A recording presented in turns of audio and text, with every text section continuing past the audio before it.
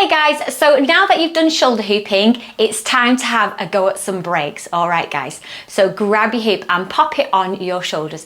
And what we're gonna do, I'm gonna push up from my right shoulder over to my left, and I'm gonna kind of cradle my hoop. So this is the kind of motion. I'm gonna bring my arm in and then I'm gonna push it back to the other way. And then with this arm, as the hoop comes around, I'm gonna cradle it in kind of like the nook there and push it back. All right, so let me show you what I'm talking about and I'll give you some more explanations.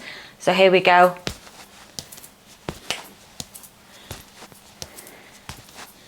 There we go. So the hoop, as it goes round, it's kind of in the middle of my arm, just like we are doing when we're in shoulder hooping. And my hand is open and it's kind of lining up with my middle finger there. So I'm kind of cradling it, I catch it, and then I'm gonna push. And then as it comes around, I'm gonna catch it on this side, kind of along that middle finger, cradle and push back. So as the hoop is coming round, you want to carry on moving with that hoop, so you're kind of catching it and then push it back before it starts to fall. All right, so watching again, I will do this bit in slow-mo for you.